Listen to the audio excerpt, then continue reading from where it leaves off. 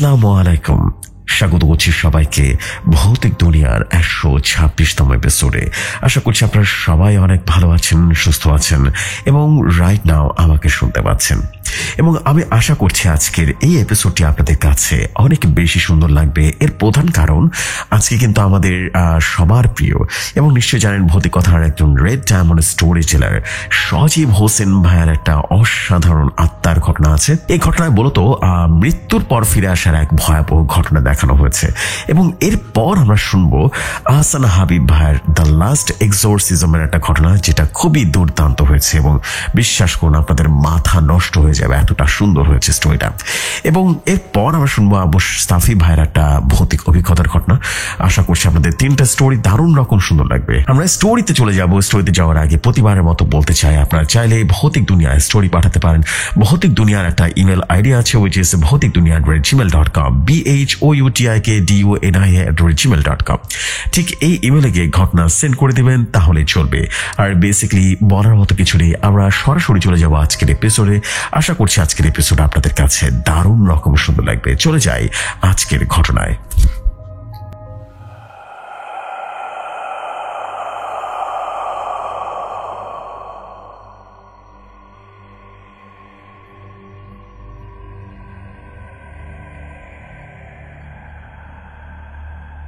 ঘটনাটা আমার কাছে যেভাবে এসেছে আমি ঠিক সেভাবেই পড়ছি। তিনি লিখেছেন, আসসালামু আলাইকুম প্রিয়সী ভাই, আমি মোহাম্মদ সজীব হোসেন। আশা করি আল্লাহর রহমতে আপনি এবং ভৌতিক দুনিয়ার সকল শ্রোতা বন্ধুরা সবাই ভালো আছেন। আলহামদুলিল্লাহ আমিও অনেক ভালো আছি। ভৌতিক দুনিয়ায় 118তম এপিসোডে আমার প্রথম ঘটনা শেয়ার করা হয়। আশা করি সেই ঘটনাটা সবার কাছে ভালো লেগেছে। আজ আবারও নতুন এটি ঘটনা নিয়ে আসলাম। আশা করি ঘটনাটা সবার কাছে ভালো লাগবে।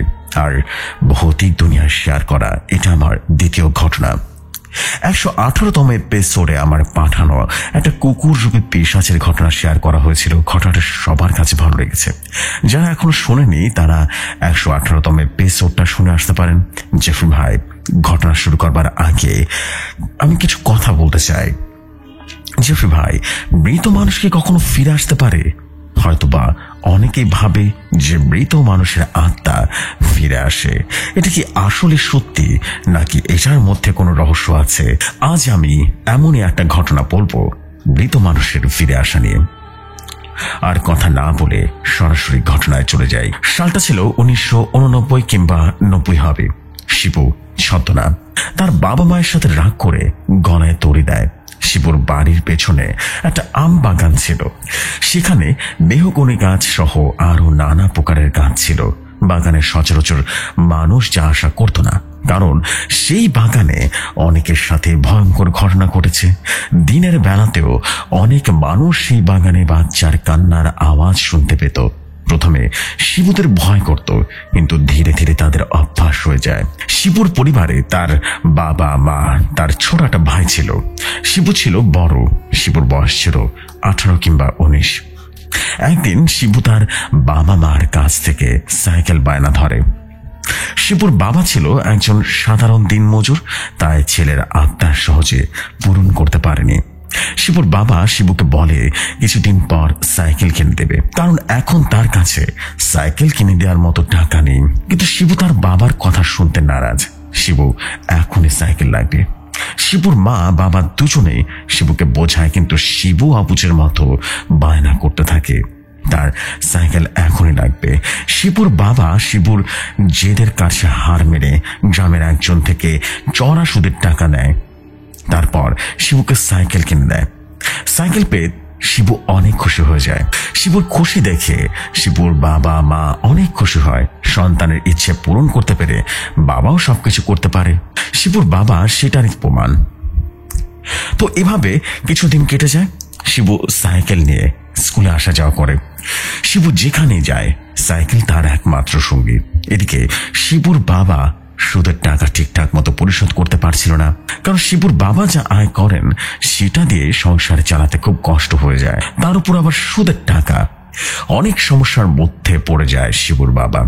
যার কাছ থেকে সুদের ওপরে টাকা নিয়েছেন তিনি প্রতিনিয়ত টাকার জন্য চাপ দিতে থাকে। অন্যদিকে গ্রামের মানুষ শিবুর বাবাকে বলে নিজে খেতে না পেয়ে ঠিকঠাক মতো ছেলেকে সাইকেল কিনে দিয়েছে। গ্রামের মানুষ নানা রকম কথা বলতে থাকে, সংসারে অভাব, অন্যদিকে সুদের টাকা, তার উপর গ্রামের মানুষের কটু কথা, সব মিলিয়ে শিবুর বাবা একেবারে হতাশায় পড়ে যায়। একদিন শিবু রাতের বেলায় তার বাবাকে বলে তার সাইকেলের কিছু একটা কিনতে হবে। তখন শিবুর বাবা শিবুকে রাগারাগি করে। শিবুর বাবা অনেক রাগ হয় তার বাবার উপরে। সে রাতের বেলায় না খেয়ে ঘুমিয়ে যায়। পরদিন সকালে শিবু তার বাবা মাকে বলে সাইকেল নষ্ট হয়েছে, সারাতে হবে, টাকা লাগবে। শিবুর মা কিছু বলে না। দুপুরে শিবুর বাবা বাড়িতে আসলে শিবুর মা শিবুর বাবাকে টাকার কথা বলে। শিবুর বাবা রেগে গিয়ে শিবুকে ডাক দেয়। শিবু তখন বাড়িতেই ছিল। শিবু তার বাবার কাছে যাওয়ার সাথে সাথে শিবুর বাবা শিবুকে মারতে থাকে। শিবুর মা শিবুর বাবাকে আটকাতে যায়, কিন্তু আটকাতে পারে না। শিবুকে তার বাবা অনেক মারে। তারপর শিবুর বাবা বাড়ি থেকে বাইরে চলে যায়। শিবুকে তার মা ঘরে নিয়ে যায়। শিবু ঘরের মধ্যে কিছু সময় বসে বসে কান্না করে। তারপর শিবু তার বাড়ি থেকে তার মায়ের একটা সার নিয়ে তার বাড়ির পিছনে সেই বাগানে যায়। শিবুকে সেই বাগানে যেতে কেউ দেখেনি। শিবুর মা বাড়ির কাজ করতে গিয়ে শিবুর কথা ভুলে যায়। সন্ধ্যা হয়ে গেলে শিবুকে যখন বাড়িতে দেখতে পায় না, তখন শিবুর মা শিবুকে খুঁজতে থাকে, কিন্তু শিবুকে খুঁজে পায় না। শিবুর মা শিবুর বন্ধুদের বাড়িতে খোঁজ করে, কিন্তু কোথাও পায় না। শিবুর গ্রামের বাড়িতেও খোঁজ করা হয়, কিন্তু শিবুকে কোথাও পাওয়া যায় না। বাড়ির আশেপাশে মানুষকে শিবুর কথা জিজ্ঞেস করে। সবাই বলে শিবুকে তারা দেখেনি। শিবুকে খুঁজে না পেয়ে শিবুর মা যেন অস্থির হয়ে যায়। রাতের বেলায় শিবুর বাবা বাড়িতে আসেন।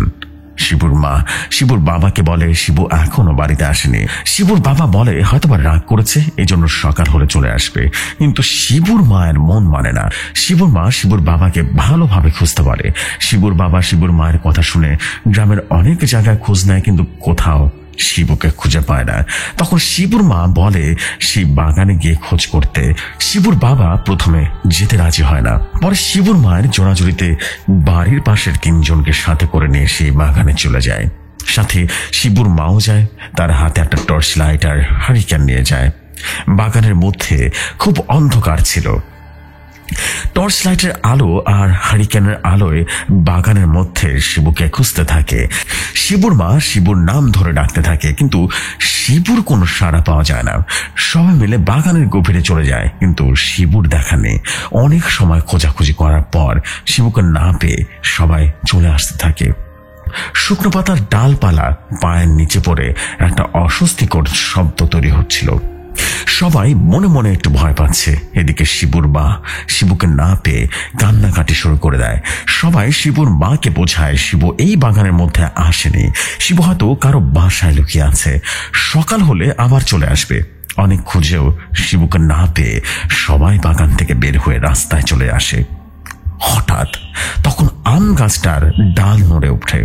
উপস্থিত সবাই ভয় পেয়ে যায়। শিবুর বাবা গাছের দিকে লাইট মেরে দেখে শিবু গাছের ডালে পা ঝুলিয়ে বসে আছে। শিবুর বাবা শিবুকে গাছ থেকে নেমে আসতে বলে, কিন্তু শিবু কোনো কথা না বলে গাছে চুপচাপ করে বসে থাকে। শিবুর মাও শিবুকে গাছ থেকে নেমে আসতে বলে, কিন্তু শিবু মনে হচ্ছে কারো কথা শুনতে পাচ্ছে না। শিবু তার মতো করে গাছের ডালে বসে একা একা হাসছে। শিবু গাছ থেকে নেমে না আসার কারণে শিবুর বাবা শিবুর উপরে প্রচন্ড রাগারাগি করে। তারপর শিবুর বাবা গাছে উঠতে যায় শিবুকে নামানোর জন্য। একজন শিবুর বাবাকে গাছে উঠতে নিষেধ করে, কারণ শিবুকে দেখে স্বাভাবিক মনে হচ্ছে না। শিবুর চোখ দুটো যেন টকটকে লাল হয়ে আছে। শিবুর বাবার কথা না শুনে গাছে উঠতে যায়, আর ঠিক তখনই শিবু এক লাফ দিয়ে গাছ থেকে মাটিতে নেমে আসে এবং এরপরটা দৌড় দেয়। শিবুর এমন ঘটনায় উপস্থিত সবাই হতভম্ব হয়ে যায় এবং একের সাথে ভয় পেয়ে যায়। শিবু দৌড় দিলে শিবুর মা শিবুকে ডাকতে ডাকতে শিবুর পেছনে পেছনে দৌড় দেয়। শিবুর বাবাও সাথে সাথে দৌড় দেয়। শিবু অন্ধকারে কোন দিক দিয়ে যাচ্ছে, কোন দিকে দৌড়াচ্ছে কেউ দেখতে পায় না। সবাই ভেবেছে শিবু দৌড়ে বাড়িতে চলে গেছে, তাই শিবুর বাবা সহ সবাই বাড়িতে চলে আসে, কিন্তু বাড়িতে এসে দেখে শিবু নেই। শিবুর বাবা শিবুর মাকে বলে শিবু হয়তো কারো বাড়িতে লুকিয়ে আছে, দিনের বেলা ঠিক চলে আসবে, চিন্তা করার কোনো কারণ নেই। শিবুর মাও শিবুর বাবার কথা শুনে একটু শান্ত হয়। তারপর শিবুর বাবা মা ঘুমিয়ে যায়। মাঝরাতে শিবুর মা শুনতে পায় শিবু ডাকছে। শিবুর মা সাথে সাথে ঘুম থেকে উঠে বাইরে বের হয়ে দেখে শিবু দাঁড়িয়ে আছে। শিবুর মা শিবুকে দেখে রাগারাগি করে, কারণ শিবুকে কোথাও খুঁজে পাচ্ছিল না, আর বাগান থেকে দৌড়ে চলে আসার জন্য আরো বেশি রাগ করে। শিবুর মা খেয়াল করে শিবু কোনো কথা বলছে না, মাথা নিচু করে দাঁড়িয়ে আছে। শিবুর মা শিবুকে ভাত খেতে বলে, কিন্তু শিবু কোনো কথা না বলে একবারে যেন থমথমে পরিবেশ নিয়ে দাঁড়িয়ে থাকে। শিবুর বাবা মায়ের পাশের রুমে শিবু আর তার ভাই থাকতো। শিবুর ভাইয়ের বয়স 10 থেকে 12 বছর হবে। শিবু তার মায়ের কোনো কথার জবাব না দিয়ে ঘরের মধ্যে চলে যায়, ঘরে ঢুকে দরজা লাগিয়ে দেয়। শিবুর মা শিবুকে অনেক ডাকে ভাত খাওয়ার জন্য, কিন্তু শিবু কোনো কথার জবাব দেয় না। শিবুর মাও শেষে ঘরে গিয়ে শুয়ে পড়ে। সকালবেলা শিবুর মা শিবুর ছোট ভাইকেও ডাকে, কিন্তু কোনো জবাব নেই।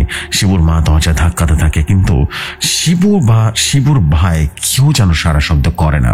তখন শিবুর বাবা বাড়িতে ছিল না। শিবুর মা পাশের বাড়ি থেকে শিবুর এক চাচাকে ডেকে নিয়ে আসে। শিবুর মা তখন ভয় কান্নাকাটি শুরু করে দিচ্ছে। শিবুর চাচা এসে ঘরের বেড়া ভেঙে ঘরে ঢুকে যায়। ঘরে ঢুকে দেখে শিবুর ভাই বিছানায় শুয়ে আছে। শিবুর চাচা দরজা খুলে দেয় এবং শিবুর মা ঘরে ঢুকে তার ছেলেকে জড়িয়ে ধরে কান্নাকাটির রোল পড়ে যায়। শিবুর ভাইকে অনেক ডাকার পরেও সে চোখ খুলে তাকায়। তখন শিবুর মা শিবুর কথা জিজ্ঞেস করলে শিবুর ভাই বলে রাতে সে একাই ছিল, শিবু ছিল না। শিবুর মা এই কথা শুনে আরো বেশি ভয় পেয়ে যায়, কারণ রাতের বেলায় শিবুর মা নিজে দেখেছে শিবুকে ঘরে ঢুকতে। ততক্ষণে শিবুর বাবা বাড়িতে চলে আসে। শিবুর মা রাতে শিবু এসেছিল সে কথা বলে, কিন্তু শিবুর বাবা বিশ্বাস করেনি, কারণ শিবু ঘরে ঢুকলে শিবু যাবে কোথায়, আর বাইরে বের হলে তো দরজার ভেতর থেকে বন্ধ থাকবে না। শিবুর বাবা শিবুর মাকে বলে সে ভুল দেখেছে, শিবুকে খুঁজে না পেয়ে তিনি হয়তো রাতে স্বপ্ন দেখেছেন। কিন্তু শিবুর মা এসব কথা শুনতে নারাজ এবং মানতেও নারাজ। শিবুর মায়ের মনে তখন একটু ভয় ঢুকে যায়। শিবুর মা শিবুর বাবাকে আবারও বাগানের মধ্যে খুঁজতে যেতে বলে। শিবুর বাবা তার এক ভাইকে ডেকে নিয়ে আসে এবং বাগানে খুঁজতে চলে যায়। শিবুর মা তার সাথে চলে যায় এবং বাগানের মধ্যে গিয়ে তারা দেখতে পায় একটা আম গাছের ডালে শিবুর মৃতদেহ ঝুলছে। শিবু তার মায়ের একটা ওড়না দিয়ে গলায় ফাঁস দিয়েছে। শিবুর মা এটা দেখে যেন চিৎকার দিয়ে সেখানে অজ্ঞান হয়ে পড়ে যায়। শিবুর বাবা আর কাকা কান্নাকাটি শুরু করে দেয়। শিবুর বাবা সেখানেই বসে পরে শিবুর সেই কাকা গাছে ওঠে এবং শিবুর লাশ নামিয়ে আনে। শিবুর বাবা শিবুর মাকে কোলে করে নিয়ে বাড়িতে নিয়ে আসে, আর শিবুর লাশ তার কাকা নিয়ে আসে। গ্রামের চারদিকে ছড়িয়ে পড়ে শিবুর গলায় দড়ি দিয়ে মারা গেছে। সবাই শিবুর বাড়িতে শিবুকে শেষ দেখা দেখতে আসে। শিবুর মায়ের তখনও জ্ঞান ফিরেনি। অনেক চেষ্টা করার পরেও শিবুর মায়ের জ্ঞান ফিরে এবং জ্ঞান ফিরে শিবুকে দেখে কান্না করতে করতে আবারও অজ্ঞান হয়ে যায়। পরে সবাই শিবুকে তাদের ধর্মের রীতিনীতি অনুযায়ী শেষ বিদায় দিয়ে শ্মশানের দিকে নিয়ে চলে যায়। শ্মশানে নিয়ে গিয়ে তাদের ধর্মের নিয়ম মেনে শিবুকে দাহ করা হয়। শিবুকে দাহ করা শেষে সবাই সবার মতো বাড়িতে চলে যায়। শিবুর বাবাও বাড়িতে চলে আসে। শিবুর মায়ের তখনও জ্ঞান ফেরেনি। রাতে শিবুর মায়ের জ্ঞান আসে। জ্ঞান ফিরে শিবুর মা শিবু শিবু বলে চিৎকার করে ওঠে। বাড়ির আশেপাশের মানুষ শিবুর মাকে বোঝায়, কিন্তু শিবুর মা কোনো কিছুতেই যেন বুঝ মানে না। শিবুর মায়ের কান্না দেখে আশেপাশের মানুষগুলো যেন কান্না শুরু করে দেয়। এভাবে বেশ কিছুদিন কেটে যায়। শিবুর মা তখনও শিবুর জন্য কান্নাকাটি করত। যতই হোক মায়ের মন সহজেই কি ছেলের মৃত্যু মেনে নিতে পারে? কোনো মা পারে না তার ছেলের মৃত্যু মেনে নিতে। তো এমন ভাবে কিছুদিন যাওয়ার পর একদিন রাতে শিবুর মা শুনতে পায় কে যেন কান্না করছে, করুণ সুরে কান্না করছে। কে কান্না করছে এটা দেখার জন্য শিবুর মা বাইরে বের হয়। তিনি বের হয়ে দেখেন তাদের বাড়ির উঠোনে এক কোনায় কে যেন বসে বসে কান্না করছে। শিবুর মা সেদিকে চলে যায় এবং শিবুর মা এগিয়ে গিয়ে দেখে শিবু বসে বসে কান্না করছে। এটা দেখে শিবুর মা দাঁড়িয়ে যায়। শিবু তখন তার মায়ের দিকে তাকায়। শিবুর মা দেখে শিবুর চোখ দুটো লাল এবং চোখের মাঝে কোনো রকম মনে নেই। শিবু তার মাকে দেখে তার কান্না থামিয়ে দেয় আর একটা বিভৎস হাসি দেয়। শিবুর মা এটা দেখে চিৎকার করে ওঠে এবং ওখানে জ্ঞান হারিয়ে ফেলে। শিবুর মায়ের চিৎকার শুনে শিবুর বাবা বাইরে বেরিয়ে আসে। বাইরে এসে দেখে শিবুর মা উঠোনে অজ্ঞান হয়ে আছে। শিবুর বাবা শিবুর মাকে ঘরে নিয়ে যায়, জ্ঞান ফেরানোর চেষ্টা করে, কিন্তু জ্ঞান ফিরে আসে না। সকালবেলা শিবুর মায়ের জ্ঞান ফেরে। শিবুর বাবা জিজ্ঞেস করে যে রাতে কি হয়েছিল। তখন শিবুর মা ঘটনা সব কিছু খুলে বলে, রাতে কি দেখেছিল, কি দেখে সে ভয় পেয়েছিল। শিবুর মায়ের কথা শুনে শিবুর বাবা বিশ্বাস করে না, কারণ শিবু তো মারা গেছে, শিবু কিভাবে ফিরে আসবে। শিবুর বাবা শিবুর মাকে বলে সব ভুলভাল দেখেছে। শিবুর কথা সবসময় ভাবে হয়তো এই জন্য ভুল দেখেছে, কিন্তু শিবুর মা জানে সে সত্যি শিবুকে দেখেছে। তো এমন ভাবে আরো কিছুদিন চলে যায়।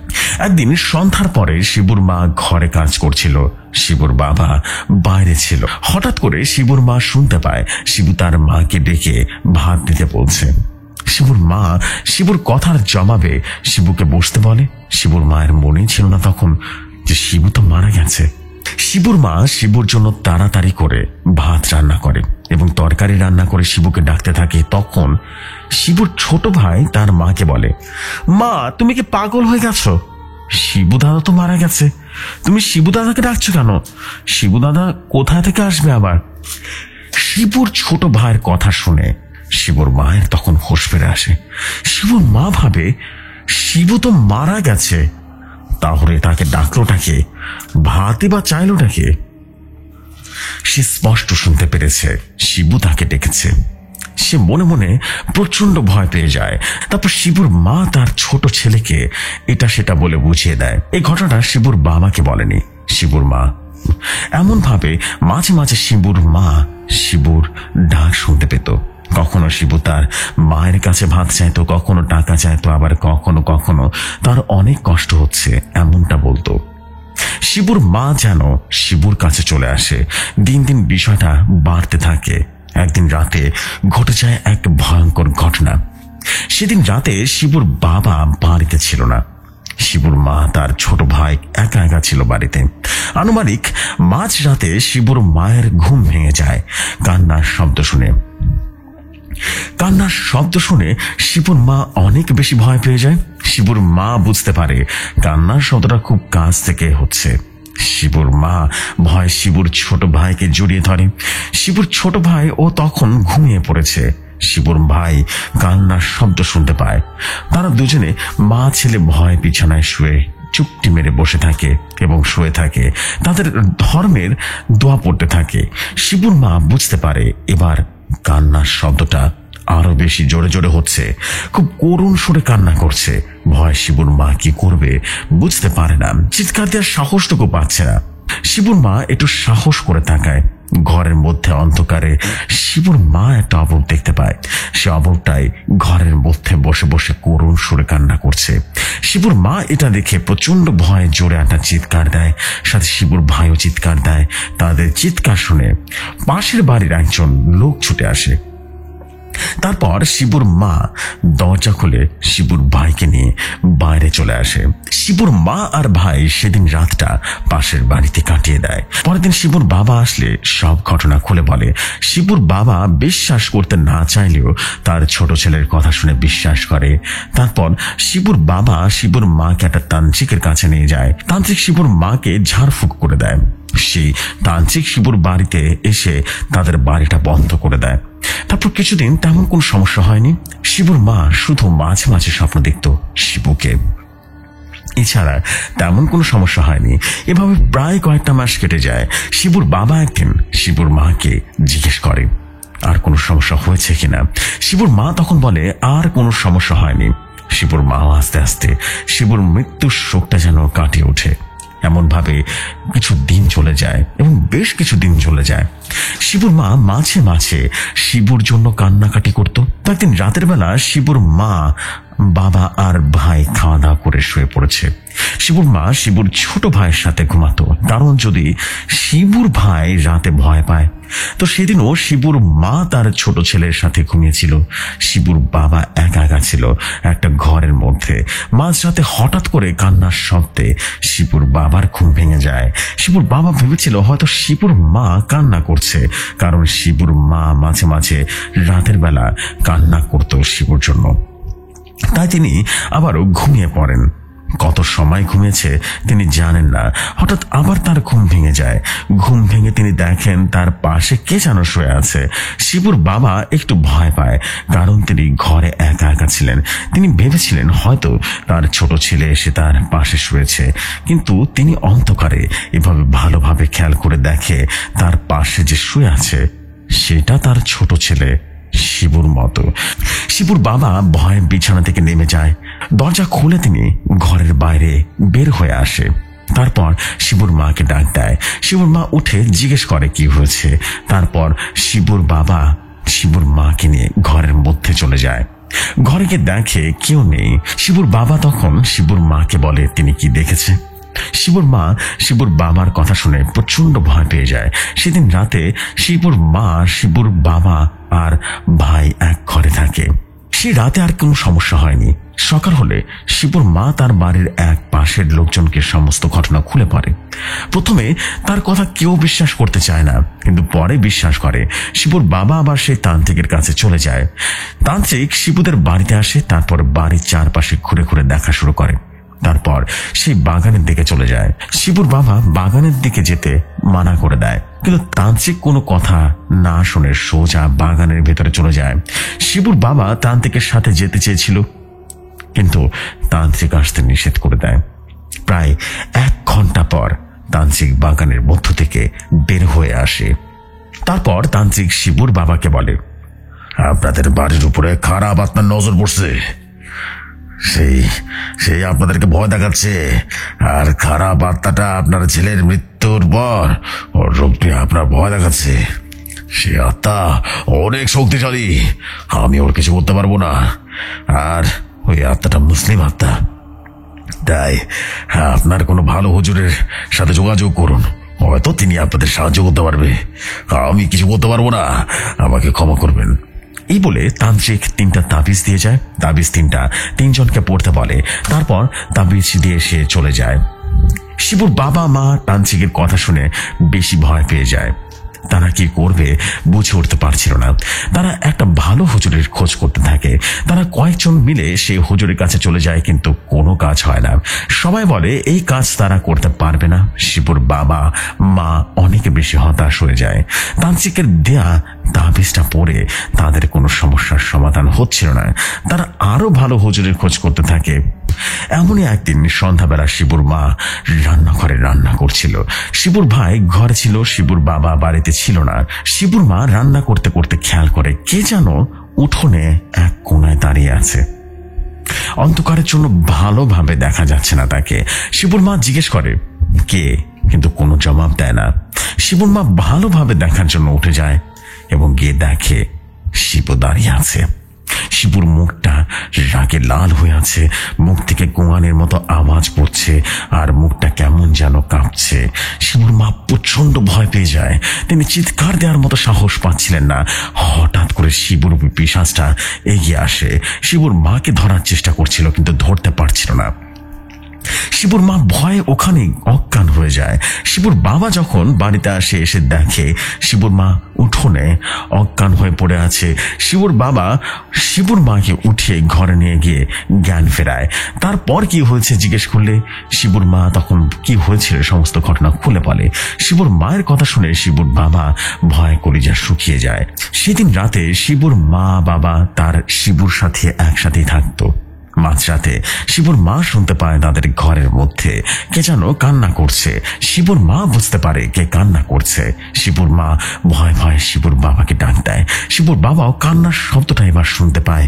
ঘরের মধ্যে অন্ধকারের জন্য ভালোভাবে কিছু দেখা যাচ্ছিল না, কিন্তু বোঝা যাচ্ছিল কে একজন কান্না করছে ঘরের মধ্যে। শিবুর বাবা তাদের ধর্মের দোয়া কালাম পড়তে থাকে। এদিকে তারা চিৎকার দিচ্ছে, কিন্তু তাদের গলা দিয়ে কোনো শব্দ বের হচ্ছে না। তারা ভয়ে চিৎকার আরো দ্বিগুণ ভাবে করতে থাকে, কিন্তু এবারও চিৎকার করতে পারছে না। এদিকে সেই কান্নার শব্দটা ধীরে ধীরে বেড়েই চলেছে। কি বিভৎস, কি অদ্ভুত, কি লোমহর্ষ, কি কান্নার আওয়াজ! ভয়ে শিবুর বাবা মায়ের কলিজা শুকিয়ে যায়। সেই কান্নাটা হঠাৎ করে কেমন যেন হাসিতে রূপান্তরিত হলো। সে হাসি কি বিভৎস, কি ভয়াবহ, একদম গায়ের কাটা দেওয়ার মতো হাসি। থেকে থেকে হাসি, আবার থেকে থেকে কান্না। শিবুর মা ভয় সহ্য করতে না পেরে অজ্ঞান হয়ে যায়। শিবুর বাবা ভয় কাঁপতে থাকে। হঠাৎ করে আস্তে আস্তে সেই কান্নার শব্দটা বন্ধ হয়ে যায়। রাতটা সেভাবে ভয়ে ভয়ে কেটে যায়। শিবুর মায়ের জ্ঞান ফেরে সকালে। তারপর শিবুর বাবা তার ভাইকে সমস্ত ঘটনা খুলে পড়ে। শিবুর চাচা সব শুনে একটা হুজুরের ঠিকানা দেয়। শিবুর চাচাও শিবুর বাবার সাথে চলে যায়।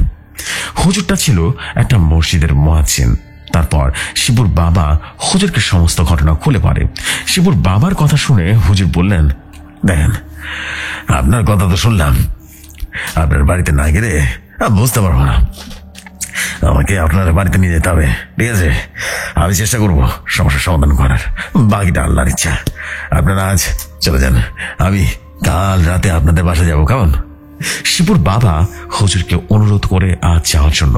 হুজুর তাদের বিষয়টা বুঝতে পেরে একটা সময় রাজি হয়ে যায় যেতে। তারপর হুজুরকে সাথে নিয়ে চলে যায়। হুজুর শিবুর বাড়িতে গিয়ে যখনই ঘরের মধ্যে ঢুকবে, তখনই হুজুরকে অদৃশ্য থেকে কেউ একজন ধাক্কা দেয়। হুজুর ধাক্কা খেয়ে অনেক দূরে পড়ে যান। ঘটনাটা এমন আকস্মিক ভাবে ঘটে যে সবাই ভয় পেয়ে যায়। তারপর হুজুর বললেন, ভয় পাবেন না, আমি ওর একটা ব্যবস্থা করছি। আপনারা আপনাদের হাতে তাবিজটা আছে না, সেটা আপনাদের কোনো ক্ষতি করতে পারবে না এটার জন্য, ঠিক আছে? সে খুব রেগে আছে। তারপর আমি এসেছি, এই জন্য আরো বেশি রেগে গেছে। আর সে আপনাদের এই ঘরের মধ্যে থাকে। আপনাদের হাতের তাবিজটার জন্য আপনাদের কোনো ক্ষতি করতে পারেনি, ঠিক আছে? আপনারা সবাই বাইরে যান। ঘরের ভিতরে যা কিছু হোক না কেন, ঘরের ভিতরে আসবেন না আপনারা। কিছু মনে না করলে আশেপাশে মুসলমান বাড়ি থাকলে সেখান থেকে এক গ্লাস পানি নিয়ে আসেন। শিবুর বাবা সাথে সাথে বাড়ির পাশে এক মুসলমান বাড়ি থেকে এক গ্লাস পানি এনে দেয়। তারপর হুজুর ঘরের মধ্যে চলে যায়। হুজুর প্রায় 1 ঘন্টার বেশি সময় ধরে সেখানে ছিল। এত সময় ঘরের মধ্যে থেকে নানা রকম শব্দ হচ্ছিল। মনে হচ্ছিল কাউকে কিছুতে আঘাত করছে, আর ঘরের মধ্যে যেন সবকিছু ভেঙে ভেঙে একাকার হয়ে যাচ্ছে। এসব শব্দ শুনে আশেপাশের বাড়ি থেকে মানুষ চলে আসে কি হয়েছে সেটা দেখার জন্য। 1 ঘন্টার বেশি সময় পর হুজুর ঘর থেকে বের হয়ে আসে। তারপর হুজুর শিবুর বাবাকে বলে, আর কোনো সমস্যা হবে না, ইনশাল্লাহ সমস্যার সমাধান হয়ে গেছে। শিবুর বাবা হুজুরকে জিজ্ঞেস করে, কি হয়েছিল ঘরের মধ্যে? এত শব্দ শোনা গেল, আর শিবুর রূপ ধারণ করা সেই পিশাচটাই বা কে ছিল? তখন হুজুর বলেন, আপনাদের ছেলে যে গাছে গড়ায় ফাঁস দিয়ে মারা যায়, সেখানে একটা ভয়ঙ্কর পিশাচ থাকতো। আপনার ছেলে মারা যাওয়ার পর সেই পিশাচটা আপনার ছেলের রূপ ধারণ করে আপনাদের ভয় দেখাতো। পিশাচটা অনেক শক্তিশালী ছিল, তাই সহজে কেউ তার সাথে পেরে উঠতে পারে নাই। আমি প্রথমে পিশাচটাকে চলে যেতে বলি, কিন্তু সে যেতে রাজি হয় না। তাকে অনেক কষ্ট দিয়ে তবুও সে রাজি হয় না। সে আপনাদের ক্ষতি না করে যাবে না। অনেক বোঝানোর পর সে রাজি হয় না। তখন আমি তাকে বোতলে বন্দি করি। এখন পিশাচটা বোতলে হয়ে আছে, বন্দি হয়ে আছে। আর আপনাদের কোনো সমস্যা নেই, ঠিক আছে? এখন আপনারা নিরাপদ। শিবুর বাবা মা হুজুরকে অনেক ধন্যবাদ জানায়। তারা হুজুরকে কিছু খেতে দেয়, কিন্তু হুজুর কোনো কিছু খায় না। তারা হুজুরকে কিছু দিতে চায়, কিন্তু হুজুর কোনো কিছুই নেয় না। শিবুর মা বাবা অনেক অনুরোধ করার পর হুজুর সামান্য কিছু টাকা নেন। তারপর হুজুর চলে যান। সেদিন পর থেকে শিবুর মা বাবার সাথে আর কোনো সমস্যা হয়নি, কিছুই দেখতে পায়নি। জোসেফ ভাই, এই ছিল ঘটনা। আশা করি ঘটনাটি আপনার দারুণ কণ্ঠে পড়ে শোনাবেন। ভৌতিক দুনিয়ার সকল শ্রোতা বন্ধুদের যদি আমার ঘটনাটি ভালো লাগে, আমি নিয়মিত ঘটনা পাঠাবো ইনশাল্লাহ। সবাই ভালো থাকবেন, সুস্থ থাকবেন, আর ভৌতিক দুনিয়ার সাথেই থাকবেন। আমি সাথে আছি জেফরি ভাই। আপনার জন্য মন থেকে দোয়া এবং ভালোবাসা রইল। আবারও নতুন কোনো ঘটনা নিয়ে আসবো ইনশাল্লাহ। আসসালামু আলাইকুম, আল্লাহ হাফেজ, ভালো থাকবেন সবাই।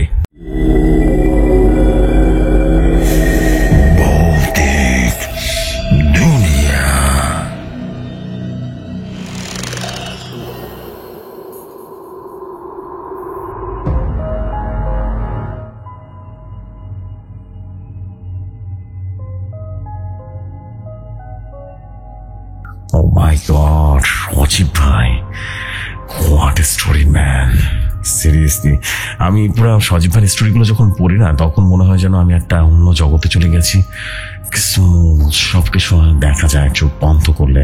What a story man, this is amazing, super amazing. বিশ্বাস করেন, অসাধারণ। এরকম স্টোরি আমি কল্পনা করতে পারিনি এত জোস হবে স্টোরিটা। দিস ইজ আউটস্ট্যান্ডিং ম্যান, অসাধারণ, অনেক বেশি জোস ছিল। এবং আশা করছি আপনাদের সবার কাছে ভয়ঙ্কর রকম সুন্দর লেগেছে, এবং আশা করছি আপনাদের কাছে ভালো লাগলে মূলত কষ্টটা সার্থক হবে। আমি চাই যে দারুণ দারুণ সব ঘটনা আপনারা আবারও এইভাবে করে লিখে পাঠান। This is outstanding. Oh my God, Sajib ভাই উড়ে গেছে ভাই আজকের স্টোরি। এবং আমি বিশ্বাস করি যে সজীব ভাইয়ের স্টোরি যারা যারা শুনেছেন তারা সবাই একমত যে এরকম স্টোরি মানে এত সুন্দর করে মানে তার লেখার যে ধরন, আমি সত্যি মানে অভিভূত হই, প্রত্যেকবার মুগ্ধ হয়ে যায় তার লেখা দেখে। এত সুন্দর গুছিয়ে লেখা, এত smooth. Oh my goodness, that is beautiful. বিশ্বাস করেন অনেক বেশি ভালো লাগে তার স্টোরি। এই জন্য আমার কাছে আমার খুব প্রিয় একজন স্টোরি টেলার বলা যেতে পারে। তিনি খুব সুন্দর লেখেন, খুব সুন্দর, মাশাআল্লাহ। এবং আমি চাই আপনারাও এরকম অসাধারণ সব ঘটনা লিখে পাঠান ভৌতিকদুনিয়া@gmail.com, BHOUTIKDUNIA@gmail.com। ঠিক এই ইমেলের ঘটনা অবশ্যই আপনারাও পাঠাবেন। দারুণ দারুণ সব ঘটনাতে ভৌতিক দুনিয়া তার ভয়ঙ্কর দুনিয়াতে প্রবেশ করবে। মারাত্মক ছিল ভাই, সত্যি অনেক অনেক ধন্যবাদ আপনাকে এই অসাধারণ ঘটনাটি লিখে পাঠানোর জন্য। লাভ ইউ ব্রাদার, ভালোবাসা রইল। এবং একই সাথে চলে যাব পরবর্তী ঘটনা। আশা করছি পরবর্তী ঘটনা আপনাদের কাছে দারুণ সুন্দর লাগবে। চলে যাই ঘটনায়।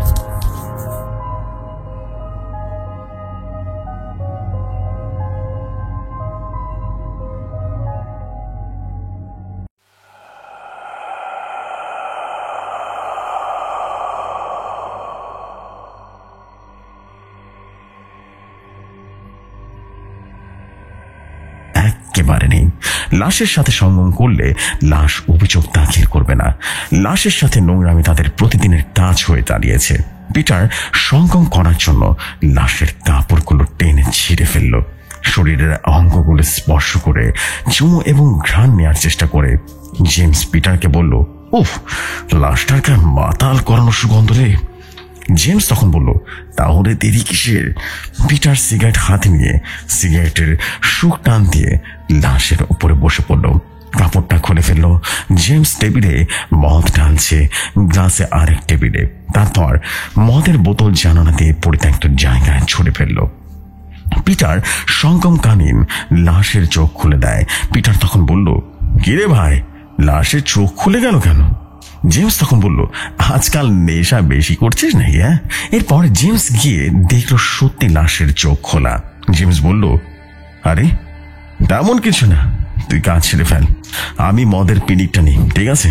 পিটার করার সময় দেখলো লাশের চোখ দিয়ে পানি গড়িয়ে পড়ছে। পিটার সঙ্গম করতে করতে জেমসকে বলল, আমার শেষ, এবার তুই কর। আমি এই প্রথম দেখলাম একটা লাশের চোখে পানি। জেমস তখন বলল, হয়তো ফ্রিজে রেখে দিচ্ছে, এই জন্য ফ্রিজ থেকে আনায় হয়তো বা রাসায়নিক ক্রিয়া হচ্ছে, তাই এরকমটা হচ্ছে। তুই মদ খা, আমি একটু সেরে নি লাশের সাথে সুখটা। যখন জেমস লাশটার সাথে করতে গিয়ে জেমস কাপড় খুলল, তখনই লাশটা টেবিলে বসে আছে। সেই তালে হাসপাতালের লাইটগুলো যেন মর্গের লাইট অফ অন হচ্ছে। লাশের চোখগুলো লাল হয়ে গেছে। মোটা গলায় বলল, কেটে সরে বাচ্চা, তোদের ঘর কি মা বোন নয়? তোরা কিভাবে এটা করতে পারিস? জেমস লাশের মুখটা দেখল। এটা যেন লাশ নয়। মুহূর্তে চোখের নিচে কালো দাগ এবং মুখ দিয়ে গড়িয়ে গড়িয়ে পড়ছে ঠোঁটগুলো কালো কালো। মর্গের ফ্যানে জোরে জোরে বাতাস হয়ে গেল এবং লাশের চুলগুলো যেন উঠছে। লাশের দাঁতগুলো কি ভয়ঙ্কর দেখতে, সুচালো একটা হাসি দিচ্ছে। জেমস তখন বলে উঠল, হায় ঈশ্বর, এটা কি দেখলাম! জীবনে ভূত ঈশ্বর কিছু বিশ্বাস করতাম না, এখন থেকে এসবের পাল্লায় পড়েছি। পিটার তখন বলল, আরে কি সব গাঁজা কুড়ি কথা বলছিস বলতো? হ্যাঁ, তোর আবার কি হলো? হ্যাঁ। লাশ মোটা গলায় তখন বলল, কি হলো বুঝতে পারছিস না? বুঝতে পারছিস না? তোরা আমার শরীরে হাত দিয়েছিস, তোদের আমি ছাড়বো না, কাউকে ছাড়বো না। পিটার লাশের মুখে এমন কথা শুনে একদম হতভম্ব হয়ে গেল। লাশটা মাটিতে নেমে হাত পা বিকৃত ভাবে হেঁটে হেঁটে এগিয়ে আসছে। জেমস তখন বলল, বাঁচতে চাস পিটার? তো তোরা এখান থেকে পালা। জেমস যেই না দরজাটা খুলে মাথাটা বের করে পালাতে যাবে, লাশের হাতের ইশারায় দরজাটা জোরে আঘাত লেগে জেমসের ঘাড়ে পড়ে। জেমস মুখ দিয়ে রক্ত বেরিয়ে মারা যায়। আর মারা যাওয়ার আগে মুমূর্ষ কণ্ঠে বলল, পিটার তুই পালিয়ে যা, পালিয়ে যা ভাই আমার, পালিয়ে যা। পিটার দরজা খুলে দৌড় দিয়ে হাসপাতালের বাইরে চলে যায়। রাস্তায় দৌড় দিয়ে ফাদার মাইকেলের গাড়ির সামনে ধাক্কা খেয়ে অজ্ঞান হয়ে যায়। মাইকেল বাসায় নিয়ে পিটার খাটে শুয়ে দেয়। সকালে পিটার ঘুম থেকে ফাদারকে দেখে বলল, আমি কোথায় ফাদার? মাইকেল তখন বলল, গত রাতে তুমি দৌড়ে আমার গাড়ির সামনে এসে ধরে পড়েছিলে। ভাবলাম এত রাতে হাসপাতালে নিয়ে যাওয়া ঠিক হবে না, রাস্তায় পুলিশ গাড়ি থামিয়ে সন্দেহ করবে, ঝামেলা করবে, তাই তোমাকে আমার বাসায় নিয়ে এসেছি। রাতে তো দৌড়াচ্ছিলে কেন তুমি, সত্যি করে বলো। পিটার কেঁদে কেঁদে বলল, ফাদার আমি আর আমার বন্ধু জেমস মর্গের ট্রুম লাশ কাটা ছেড়া আমাদের প্রতিদিনের কাজ। প্রতিদিন মেয়েদের নতুন নতুন লাশের সঙ্গে আমরা সঙ্গম করতাম আর কি। আমাদের ভেতর অপরাধ বোধ ছিল না বললেই চলে, বলতে পারেন আমরা নাস্তিক হয়ে গেছিলাম। মেয়েটার লাশ এক ভয়ঙ্কর ডিমনে পরিণত হয়ে দরজার আঘাতে আমাদের বন্ধু জেমস হত্যা করে। এই মেয়েটা কি বিভৎস চেহারা, যেন বিকৃত হয়ে গেছে। সুন্দর মেয়েটা ফাদার, আমাকে বাঁচান, আমাকে বাঁচান ফাদার। মাইকেল তখন বলল, হায় ঈশ্বর, তোমরা এত ভয়ঙ্কর পাপী, লাশের সাথে নোংরামি করতে দ্বিধাবোধ করো না। কি অবস্থা তোমাদের! আমি বাংলাদেশ থেকে এসেছি চার্চের বড় সম্মেলনে অংশ নিতে, এখন দেখছি এখানেও এত বাজে অবস্থা, খুব বিভৎস অবস্থা। পিটার তখন বলল, ফাদার আমার ভুল হয়ে গেছে, আমি ঈশ্বরের কাছে ক্ষমা চাই। ফাদার তখন বলল, তুমি আমার এখানে থাকো এই কয়েকটা দিন, ঠিক আছে? আমি চার্চের বড় ফাদারের সাথে কথা বলে দেখি কি করা যায়, চিন্তা করবো এরপরে। আগামীকাল তোমার মর্গে এবং হাসপাতালে খোঁজ নেব। পিটার তখন বলল, ওকে ফাদার। এরপর ফাদার চার্চে গিয়ে বড় ফাদারের ড্যানিয়েলকে সব বললেন। ড্যানিয়েল তখন বলল, দেখো আমি সবচেয়ে সিনিয়র এবং বুড়ো বটে, এই কাজে তুমি নতুন, তাই এক্সোরসিজমের কাজ আমি করব। আমি জানি শয়তান পিটারকে ছাড়বে না। আর তুমি খোঁজ নাও ওই মেয়েটার লাশের সাথে শয়তানের কি সম্পর্ক। মাইকেল তখন বলল, ওকে ফাদার। এরপর মাইকেল হাসপাতালের মর্গে গিয়ে দেখলো পুলিশ এবং ডাক্তার ভিড় লেগে আছে। পুলিশ ফাদারকে এগিয়ে এসে বলল, এই ছেলের লাশটাকে চেনেন? পিটারকে যাতে ঝামেলায় পড়তে না হয় তখন মাইকেল বলল, চিনলে তো সবকিছু ভুলিয়ে বলতাম, এই ছেলের বিষয়ে তেমন কিছু জানা নেই।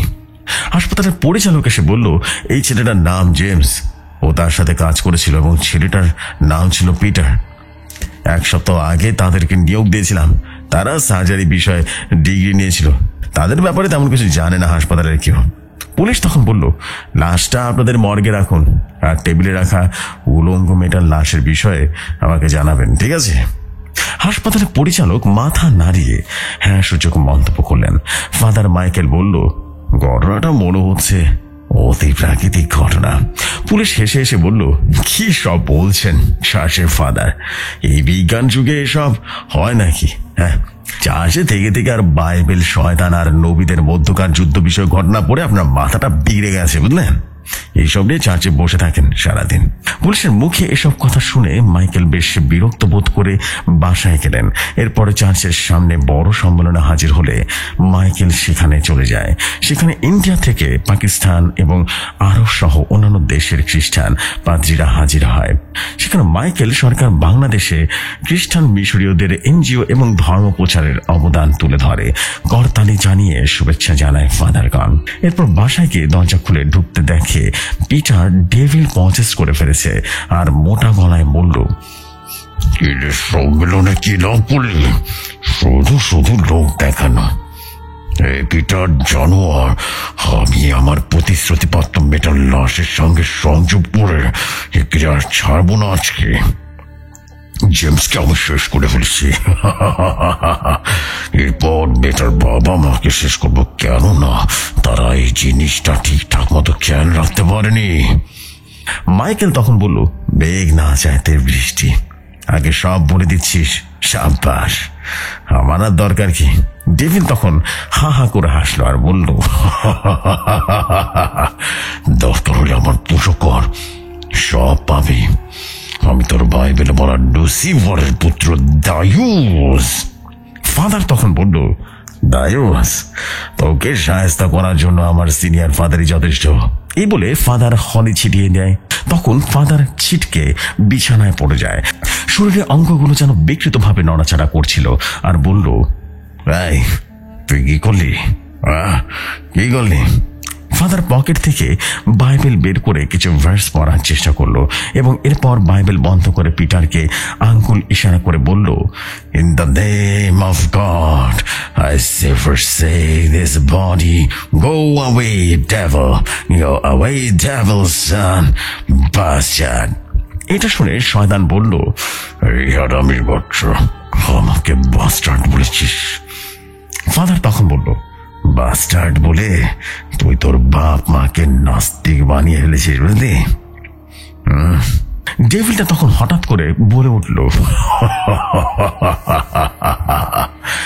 মূর্খ, তোদের মতো মূর্খ জানে না আমার বাবা লুসিফার তোদের বোকা যিশুকে হত্যার জন্য ইহুদার ভিতরে প্রবেশ করেছিল।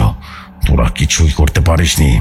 তোদের বাইবেল অনুযায়ী ক্রুশে যিশুকে হত্যার পেছনে আমার বাবার ইন্ধন ছিল। তোমাকে দমাতে সে দুর্বল যিশু ভার্স করেছিল। তোরা সে ক্রুশের ঘটনাকে নিজেদের নাচাত বলে চালিয়ে দিচ্ছিস, মূর্খ। ফাদার তখন বলল, বুঝেছি, সোজা আঙ্গুলে ঘি উঠবে না। এবার তাহলে ঈশ্বরের হিব্রু বাণীগুলো পড়া শুরু করছি। শয়তান তখন বলল, না না না, পড়িস না, এগুলো শুনলে আমার সহ্য হয় না। ফাদার তখন বলল, এমনকি তোর বাপও সহ্য করতে পারবে না। এই বলে ফাদার বাইবেল ওল্ড টেস্টামেন্টে হিব্রু ভার্স পড়ার সাথে সাথে ঘরটা কেঁপে উঠতে লাগলো।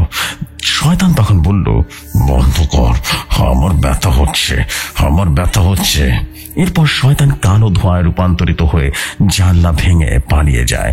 ফাদার মাইকেল হাফ ছেড়ে বাঁচে। এরপর ফাদার জিসান কবিরাজকে টেলিফোন করে কল দেয় এবং মাদ্রাসার অফিসে এসে জিসান কল রিসিভ করে। জিসান বলল, আরে মাইকেল ফাদার, আপনি কেমন আছেন? ফাদার তখন বলল, মাফ করবেন, কেমন আছে সেটা বলার সময় নেই। আপনি আমাকে একটু সাহায্য করতে পারবেন? এর আগেও তো আপনার সাথে এক্সোসিজম করেছিলাম স্যামুয়েলের ব্যাপারে। জিসান তখন বলল, কি সাহায্য করবো? এরপর ফাদার জিসান কবিরাজকে সমস্ত ঘটনা খুলে বলল। জিসান কবিরাজ সব শুনে বলল, আপাতত একটা কাজ করতে পারেন, লাশের মেয়েটার বাবা মার নাম জেনে নিন এবং লাশের চুল হাতে রাখুন, ঠিক আছে? আমার মার্জান আপনার কাছে পাঠাবো। মাইকেল ফাদারকে বলল, আচ্ছা ঠিক আছে। এই বলে টেলিফোন কল কেটে দিল। এরপর মাইকেল ফাদার চার্চে গিয়ে সিনিয়র ফাদারকে সমস্ত ঘটনা খুলে পড়ল। তখন সিনিয়র ফাদার বলল, আমি আগে বলেছিলাম শয়তানটা পিটারকে ছাড়বে না। সে তোমাকে সংকেত দেওয়ার জন্য নয়তো সতর্ক করার জন্য এসেছিল, যাতে তুমি পিটারকে ছেড়ে দাও। তোমার উচিত ছিল আজকে আমাকে সাথে করে নিয়ে তোমার বাসায় যাওয়া। তুমি কোনো এক্সারসাইজ করতে গেলে যদি মারা যেতে। মাইকেল ফাদার তখন বলল, পরের উপকার করতে মারা গেলেও ঈশ্বর খুশি। সিনিয়র ফাদার তখন বলল, তুমি যাহোবা খ্রিস্টান সাক্ষী দলের মতো, বুঝলা, যারা পিতা ঈশ্বর জিহোবার প্রতি এত আস্থাশীল ছিল। আমি তো শিশুকে ঈশ্বর মনে করি, তুমি তেমন করো না। মাইকেল তখন বলল, হ্যাঁ বলতে পারেন, খানিকটা মুসলিমের মতো। আমাদের এই দলটা যিশুকে ঈশ্বর মানে না, ঈশ্বরের গোলাম মনে করে। যাই হোক, পিতা ঈশ্বর জীবর নাম বলতে গেলে শয়তান থরথর করে কাঁপে। সিনিয়র ফাদার তখন হেসে বলল, তোমার কথা শুনে পরিতৃপ্তি লাগছে। হঠাৎ মুসলিমদের সাহায্য নিতে গেলে কিন্তু কেন? আমি ক্যাথলিক দলের ফাদার, আমার সাহায্য নিলে পারতে, নয়তো প্রোটেস্ট্যান্ট দলের ফাদার ডকিন্সের সাহায্য নিতে। ফাদার মাইকেল তখন বলল, আপনি তো বললেন মেয়েটার বাবা মার খোঁজ নিতে। সিনিয়র ফাদার তখন বলল, আমি তো প্রায় ভুলে গিয়েছিলাম। এই কথা বলে সিনিয়র ফাদার এবং মাইকেল একসাথে হাসলেন এবং সিনিয়র ফাদার তখন বললেন, বয়স বেশি হয়ে গেছে, বুঝলে, অনেক কিছুই তেমন মনে থাকে না। তোমার বাসার ঠিকানাটা দাও, এক্সোরসিজম শেষ হলে বাংলাদেশে চলে যাও। মাইকেল ফাদার তখন বলল, ইয়েস ড্যানিয়েল ফাদার। এরপর সিনিয়র ফাদার পরের দিন মাইকেল সরকার ফাদারকে বাসায় গেলেন এবং তখন মাইকেল বাসায় ছিল না। পিটার আবারও ডেভিল দ্বারা পজেসড হওয়ার উপক্রম হলো। সিনিয়র ফাদার ড্যানিয়েলের রুমে ঢুকে পিটারকে সাথে সাথে দড়ি দিয়ে বেঁধে রেখেছে এবং খাটের সাথে বেঁধে ফেলে। এরপর এক্সোরসিজম করা শুরু করলে গ্রিক বাইবেলে নিউ টেস্টামেন্টের গ্রিক ভার্স দিয়ে শয়তান চিৎকার দিলে বাতাসের বেগে সিনিয়র ফাদার গুরুতর আঘাত পান, দরজায় ধাক্কা খেয়ে এবং মাটিতে পড়ে যান। পিটার দড়ি ছিঁড়ে ফাদারের মুখে লাথি মেরে বলল, তোর ছাড়া মাইকেল কিছু করতে পারবে না, কিচ্ছু না, বুঝলি? তাই বড় এসেছিস আমাকে তাড়াতে। ফাদার এসব কথা শুনতে পায়, চোখ ঝাপসা হয়ে যায়, অজ্ঞান হয়ে যায়। এরপর পিটারের ভেতরে থাকা ডেভিল দড়ি ফ্যান লাগিয়ে সুইসাইড করায় এবং পিটারকে সুইসাইড করায়। পিটার দাপাদাপি করে। এমন অবস্থায় ডেভিল দেহ থেকে চলে যায়। এরপর মাইকেল ফাদার ডকিন্সকে নিয়ে তাদের ঘরে এসে দেখতে পায় পিটার গলায় ফাঁস দিয়ে আছে। লাশটাকে হাসপাতালে নিয়ে যাওয়া হয়, লাশটাকে মর্গে রাখা হয়। সিনিয়র ফাদার ড্যানিয়েলকে হাসপাতালে রাখা হয় এবং ফাদার মাইকেলকে বলল, আমি পারলাম না পিটারকে বাঁচাতে, আমার সময় ঘনিয়ে আসছে, তুমি লাশে পরিণত হওয়া মেয়েটার মামাকে বাঁচাও। এই বলে সিনিয়র ফাদার মারা যায়। ডকিন্সও মাইকেল চুপ করে থাকে এবং চোখে যেন পানি ফেললেন। এরপর হাসপাতালের মর্গে খোঁজ নিয়ে জানতে পারেন মেয়েটার লাশ নেই, কোথায় যেন গায়েব হয়ে গেছে। হাসপাতালের সবাই অবাক। এরপর লাশটি রাখে মর্গের ফ্রিজে ছোট্ট বাক্স 369 নাম্বার বের করে দেখে লাশ নেই, তবে লাশের সামান্য চুল ফাদার নিলেন এবং বাসায় চলে গেলেন। এরপর টেলিফোন করে জিসান কবিরাজকে জানান। জিসান মার্চানকে পাঠিয়ে দেন, লাশের চুল কালেক্ট করে তথ্য জানায়। ক্যালিফোর্নিয়ার কোন একটি গ্রাম থেকে লাশের বেটার বাবা মা মেয়েটার একটা মুসলিম ছেলেকে ভালোবাসে। বাবা মা রাজি না হওয়ার কারণে মেয়েটির ছেলেটির সাথে দেখা করতে গিয়ে ওয়াশিংটনে আসে। গাড়ি অ্যাক্সিডেন্টে মারা যায় ছেলেটি মেয়েটিকে প্রচন্ড ভালোবাসে, সারা শহরেও খুঁজে পায় না মেয়েটিকে। ছেলেটা মনের দুঃখে সুইসাইড করে, বাকিটা ওই মেয়েটার বাবার কাছ থেকে জানতে পারবেন। এই বলে জিসান কবিরাজ কলটা কেটে দেয়। এরপর ফাদার ডকিন্সকে নিয়ে ক্যালিফোর্নিয়ার রওনা দিয়ে দেয়। গ্রামে গিয়ে দেখেন পুরনো একটা বাড়িতে বুড়ো বুড়ি বাস করছে। ফাদারকে দেখে তারা কাছে এসে সে বুড়ি কান্না করে দেয়। ফাদার মাইকেল তখন বললেন, আপনারা কান্না ভেঙে পড়বেন না, প্লিজ সব খুলে বলুন। বুড়ো তখন বলা শুরু করলো, শোনেন, আমি ছিলাম ক্যালিফোর্নিয়ার শহরে একজন যাজক, একজন নানকে দেখে খুব ভালোবেসে ফেলেছিলাম।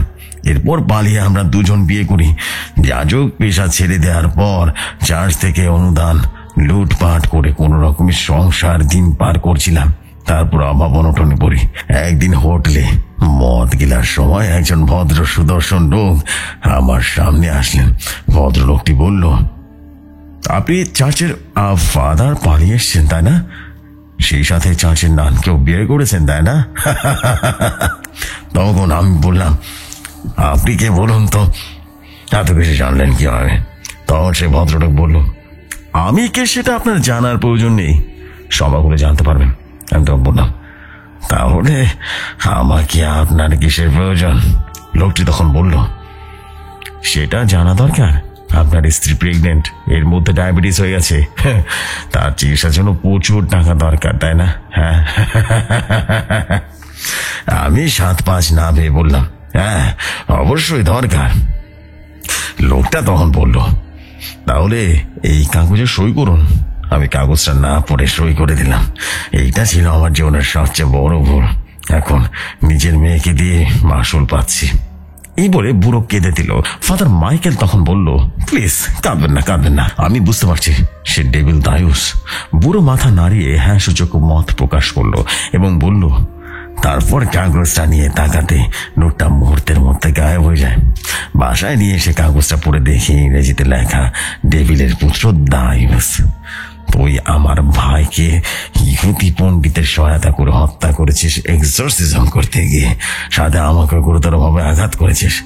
ঠিক তেমনই করে তোর কন্যাকে আমি ভোগপণ্ড বানাবো, তার থেকে আমার সন্তান পয়দা হবে। ওর বয়স 20 বছর হলে আমি নিয়ে যাব। এর বিনিময়ে তুই স্বাক্ষর করেছিস, তার বিনিময়ে প্রচুর টাকা পাবি। আজ সন্ধ্যায় দুটা ঘরে দরজা খুলে দেখবি, ব্যাগের সোনা গয়না এসব বিক্রি করে টাকা পাবি। সেটা দিয়ে বাকি জীবন পার কর। শয়তানের এসব লেখনি দেখে আমি মারাত্মক ভয় পেয়ে কাঁদতে লাগি। তখন আমার স্ত্রী বললি, তুমি কাঁদছো কেন?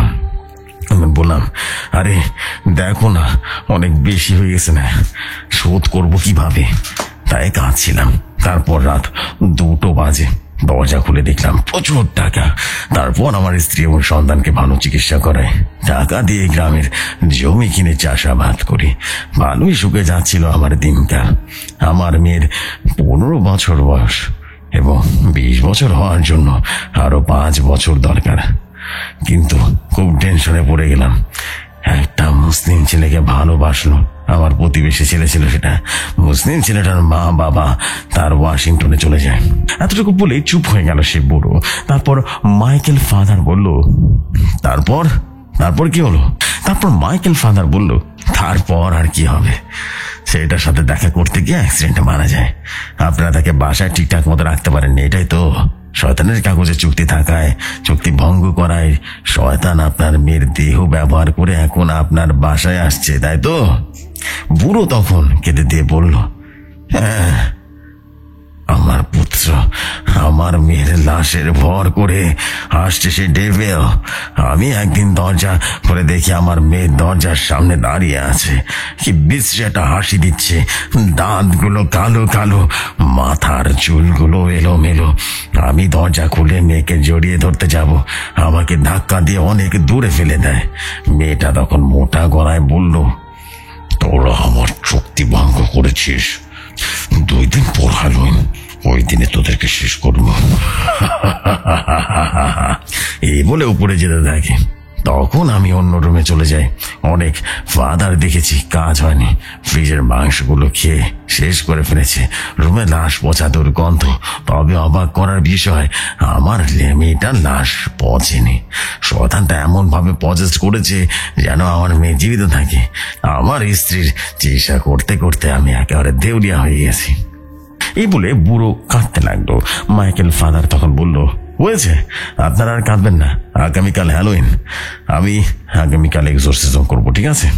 আপনারা অন্য রুমে দরজা বন্ধ করে থাকবেন, বের হবেন না। বুড়ো তখন বলল, আচ্ছা ঠিক আছে। এরপর ফোন দিয়ে জিসান কবিরাজকে সব জানায়। জিসান তখন বলল, আপনি চিন্তা করবেন না, আপনি আপনার এক্সোরসিজম চালিয়ে যান, আমি আমার সময় মতো জিন পাঠিয়ে বন্দি করবো, ঠিক আছে? মাইকেল ফাদার তখন বলল, আচ্ছা ঠিক আছে। হ্যালোইনের দিনে ফাদার এক্সোরসিজম করতে লাগলে উপরের রুমে চলে যায় এবং গিয়ে এক্সোরসিজম চলাকালীন মেয়েটার ভেতরে লাশ মোটা গলায় বলে উঠল, তোর কি লজ্জা করে না? তোর বুড়ো পাদ্রি ড্যানিয়েলকে মেরে ভূত করেছি, তাও এসেছিস আমাকে টেক্কা দিতে, পারবি না। এক্সোরসিজম থামিয়ে ফাদার মাইকেল তখন বলল, ওই শয়তান, নিজে খুব শিয়ানা মনে করস, হ্যাঁ? আজ তোর খেলা শেষ, এই দেহ তোকে ছাড়তে হবে। এই বলে ফাদার হলি ওয়াটার ছিটিয়ে দিল সে মেয়েটার শরীরে। অস্বাভাবিক অঙ্গভঙ্গি করে বলল, বন্ধ কর তোর এক্সোরসিজম, আর পারছি না নিতে। ফাদার তখন লক্ষ্য করলো রুমটা হঠাৎ করে সুগন্ধে ভরে গেল। ফাদার বুঝতে পারলো যে জিসান কবিরাজের জিন তখন চলে এসেছে। মার্জান এসে বলল, ফাদার, আপনি এক্সোরসিজম করে শয়তানটাকে দুর্বল করতে থাকেন, আমি রিদকে নিয়ে আসছি। ফাদার তখন হ্যাঁ সূচক মাথা নাড়িয়ে বাইবেলের ভার্স পড়লে শয়তানটা চিৎকার দিচ্ছে, ঘর যেন বারবার করে কেঁপে উঠছে। বুড়ো বুড়ি মাথায় জিনিসপত্র পড়লে অজ্ঞান হয়ে যায়। ইফরিত এসে মেয়েটার গলা চেপে ধরে, মেয়েটার শরীর থেকে শয়তানটা আলাদা করে ফেলে। কিছু ভয়ঙ্কর ধস্তাধস্তি যা বলে বোঝানোর মতো নয়। ফাদার এটা দেখে গলা শুকিয়ে যায়। এর ফাঁকে শয়তানটার রুমে ছুরিটা ছুঁড়ে মারলে মারাত্মকভাবে ফাদারের পেটে জখম হয়ে যায়। মার্জান তসবিহ হাতে নিয়ে হাজির হয়ে বলল, ইফরিত হোসিয়া, সরে যাও, ইফরিত সরে গিয়ে জিসান কবিরাজের তসবিটা শয়তানের গলায় পড়া মাত্রই শয়তানটা বলে উঠল, তোরা আমার গলায় কে দিলি? মুহূর্তে শিকড় হয়ে আমার পুরো শরীর বেঁধে ফেললো। ইফরিত তখন বলল, তোর খেল খতম, বুড়ো বুড়িকে দেওয়া তোর বয়স হজম, বুঝলি? এরপর মার্জানের দিকে ইফরিত বলল, বর্জন, তুই ফাদারের ভয়েস কপি, ফাদারের ডকিন্সকে ডাক দাও। ঠিক আছে, সে এসে নিয়ে যাক ফাদার মাইকেলকে। মার্জান এটা শুনে তাই করলো। এরপর বুড়ো বুড়ি রুমে চলে গেল এবং এরপর মার্জান এবং ইফরিত শয়তানটাকে নিয়ে জিসানের কাছে নিয়ে যায়। ফাদার ডকিন্স ফাদার মাইকেলকে হাসপাতালে ভর্তি করায়। শয়তান পুত্র দায়ুস অমর থাকায় তাকে বোতল বন্দি করে এবং ইফরিতকে দূরে কোথাও বোতল লুকিয়ে রাখে, যা মানুষের নাগালের পাওয়ার একদম দুষ্কর ছিল। সেটা করে জিসানের হুকুমে। হাসপাতালের বেডে থাকার একদিন পর মাইকেল মুমূর্ষু হয়ে বেডের পাশে টেলিফোন জিসানকে বলে, আমার সময় শেষ জিসান, এখন ঈশ্বরের কাছে চলে যাব। এটা ছিল আমার জীবনের শেষ এক্সোরসিজম, দ্য লাস্ট এক্সোরসিজম। এই বলে মাইকেল ফাদার চুপ হয়ে যায়। ওপাশ থেকে হ্যালো হ্যালো বলে চিৎকার করতে থাকে কবিরাজ জিসান।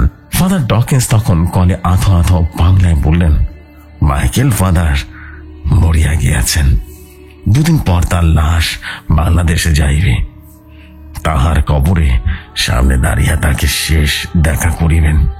এটা শোনার পর জিসান কবিরাজের মন খারাপ হয়ে যায়। এটা শুনে বুড়ো বুড়ি প্রচন্ড কষ্ট পায়, মেয়েটির লাশটাও দাফন করে দেয়। এই ছিল ফাদার মাইকেলের দ্য এক্সোরসিজমের ঘটনা। ভুল ত্রুটি হলে ক্ষমা সুন্দর দৃষ্টিতে দেখবেন জেফরি ভাই এবং শ্রোতা বন্ধুরা। এটি আপনার বিগ ফ্যান হাবিব, লালমনিরহাট, রংপুর বিভাগ। এরপর তিনি তার ফোন নাম্বার দিয়েছেন।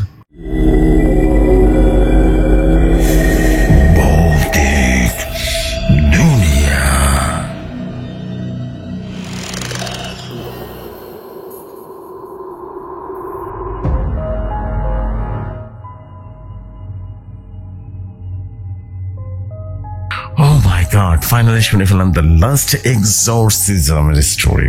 What a story, man! That is a unique story. এরকম স্টোরি আগে কখনো শুনিনি। This is মারাত্মক একটা স্টোরি ছিল, ম্যান। মাথা নষ্ট করা একটা স্টোরি ছিল। That is creepy story. Wow! Wow! এক কথা জাস্ট বলবো, ওয়াও একটা স্টোরি ছিল। হাসান আবি ভাই এই ধরনের আরো ঘটনা চাই।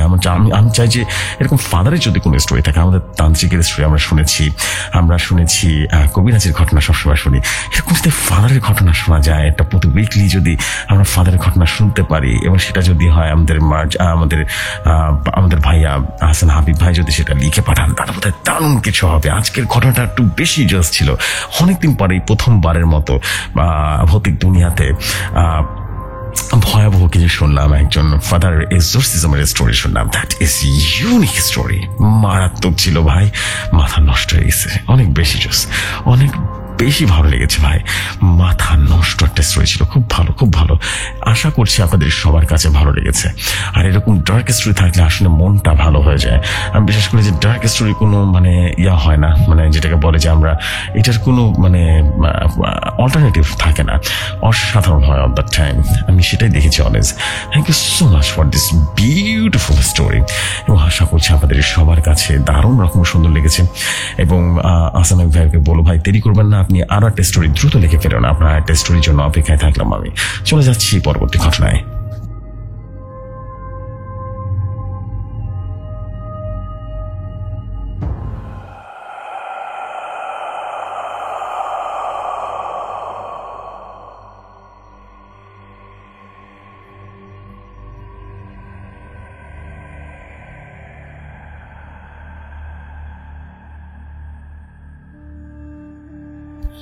ঘটনাটা আমার কাছে যেভাবে এসেছে আমি ঠিক সেভাবেই পড়ছি।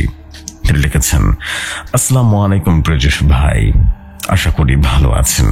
আমি ভৌতিক কথার একজন নিয়মিত শ্রোতা। আমি আমার পরিচয়টা দিয়ে শুরু করছি। আমার বাসা নাটোর জেলা সিংড়া উপজেলায়। এবার আমি অনার্স প্রথম বর্ষে। কিছু সমস্যার কারণে গ্রামের নামটা বললাম না। আমার নাম আর.জে. শুভ। বেশি কথা না বলে সরাসরি ঘটনায় চলে যাই। আমার একটা মুদিখানার দোকান আছে। একদিন রাতে দোকান বন্ধ করে বাসায় এসে টাকার হিসাব করছিলাম। এমন সময় আমার স্ত্রী ঘুম থেকে উঠে আমাকে বলল যে টেবিলে ভাত রেখে আছে, খেয়ে নিও। এই কথা শুনে আমি আবারও ঘুমিয়ে পড়ি। তখন আমি বললাম, ঠিক আছে, আমার একটু হিসাব বাকি আছে, এরপরে ঘুমাবো। জেসু ভাই, এখান থেকে মূলত ঘটনা শুরু। আমি খাওয়ার সময় লক্ষ্য করে দেখি আমার রুমে একটা শীতল বাতাস এলো। আমি ভাবলাম শীতের দিন হয়তোবা এই জন্য বাতাস লাগছে। আমি কিছু না ভেবে খাওয়া শেষ করে বিছানায় শুয়ে পড়লাম এবং সবচেয়ে বড় কথা, আমি সে সময় ভৌতিকতার 346তম এপিসোড লাইভ শুনছিলাম। কিছুক্ষণ শোনার পর ঘুমিয়ে গেলাম। ঘটনায় ফিরে যাই। তারপর আমি স্বপ্নে দেখি আমাদের টিনের চালের উপরে কে একজন বসে আছে। আমি স্বপ্নে দেখলাম। একটু পর আমি ঘুম থেকে উঠে ওয়াশরুম থেকে গিয়ে শুয়ে পড়লাম। কিছুক্ষণ পর পাশের রুমে একটা শব্দ আসে। শব্দটা ছিল আমার নাম ধরে কেউ ডাকছে আমাকে। আমি আমার স্ত্রীকে জাগিয়ে বললাম, আমার পাশের রুম থেকে কেউ ডাকছে। তখন আমার স্ত্রী বলল, তুমি পশনার রুমে যেও না। তখন আমার স্ত্রীকে রুমে রেখে আমি পাশের রুমে গেলাম। সেদিন আমার আব্বু, আম্মু, ছোট বোন কেউ ছিল না। আমার শ্বশুর বাড়িতে শীতের পিঠা খাওয়ার দাওয়ার দেয়, সেখানে চলে যায়। ঘটনায় ফিরে যায়। পরে আমি পাশের রুমের দরজা খুলতে আমার গায়ে ঠান্ডা বাতাস লাগে। আমি আর একটু ভালো করে দরজা খুলতে আমি ভয়ঙ্কর একটা দৃশ্য দেখতে পাই, যেটা আমি কখনোই আশা করিনি। আমি স্বপ্নে দেখি একটা ভয়ঙ্কর হুবহু আমার মতো একটা মানুষ রুমে বসে আছে। আমি তাড়াতাড়ি করে রুম থেকে বের হয়ে আমার রুমে চলে আসি এবং এসে আমার স্ত্রীকে সমস্ত ঘটনা খুলে বলি। আমার স্ত্রী তখন বলল, এখন ঘুমাও। আমার স্ত্রী আয়াতুল কুরসি পরে আমার বুকে ফু দিয়ে দিল এবং আমার মাথায় হাত বুলিয়ে দিল। এরপর আমি ঘুমিয়ে পড়ি। এর পরের দিন সকালে আমার গায়ে প্রচন্ড জ্বর আসে। আমার দোকানে ওষুধ বিক্রি করি, সেখান থেকে আমি কিছু ওষুধ খেয়ে নিলাম। সারাদিন আমি এভাবেই দোকানে চলে যাই এবং সন্ধ্যার সময় আমি আমার দোকানে চা বানাই এবং চা বানায় দোকান বন্ধ করতে করতে রাত 11টা বেজে যায়। আমি দোকান বন্ধ করে আসার সময় আমার বাসায় আসতে 2 মিনিটের মতো রাস্তা পাই এবং সেখানে আসছিলাম এবং রাস্তার মাঝে একটা আম গাছ আছে। আম গাছের কাছে আসতেই দেখি একটা অবুব আম গাছে বসে আছে এবং সাদা কাপড় পরে লাশ চিবিয়ে চিবিয়ে খাচ্ছে। আমি এটা দেখে আমার গায়ের লোম খাড়া হয়ে যায়। আমি যে অবুবটাকে খেতে দেখলাম তার চুল দিয়ে মুখ ঢাকা ছিল। আমি তখন ভয় সেখান থেকে দৌড়ে চলে আসি দরজার সামনে এবং অজ্ঞান হয়ে পড়ে যায়। পরে আমার বউ বলে আমি নাকি দরজার সামনে পড়েছিলাম। এভাবে আমার রাত কেটে যায়। পরের দিন আমি দুপুর পর্যন্ত আমি দোকান চালানো শুরু করি এবং দোকান অফ করে আমাদের জমিতে যাই। যাওয়ার পরে আমাদের মোটরটা চালু করে আসি। এখানে একটা কথা বলে রাখি, ভৌতিক দুনিয়ার লিসনারদের বোঝার সুবিধার্থে আমি জমির বর্ণনা দিই। আমাদের বাসা থেকে জমিটা যেতে 10 মিনিটের মতো সময় লাগে। 1/2 কিলোমিটার রাস্তা, অর্ধেক কাঁচা আর অর্ধেক পাকা রাস্তা এবং পাকা রাস্তার মধ্যখানে একটা বিরাট বড় তেঁতুল গাছ আছে। এবার চলে আসি মূল ঘটনায়। আমাদের মোটর দুপুর থেকে এক ধারসে যেন চলতে থাকে। আমি বিকেলে দোকান খুলে চালাই। আমার দোকান বন্ধ করতে করতে প্রতিদিনকার মতো 11টা বেজে যায়। আমি তখন রুমে এসে খেতে খেতে আমার মোটরের কথা মনে পড়ে যায়। আমি না মোটর অফ করিনি। তখন আমি খাওয়া দাওয়া শেষ করে মোটর বন্ধ করার জন্য বের হয়ে যাই এবং কাঁচা রাস্তা শেষ করে পাকা রাস্তার মাঝামাঝি যেতেই মনে হয় আমার পেছনে পেছনে কে একজন আসছে। আমি পেছন ফিরে তাকিয়ে দেখি কিছু নেই সেখানে। এভাবে আমি আমার মোটরের কাছে চলে যাই। এর আগে একটা কথা বাদ দিয়ে চলে এসেছিলাম।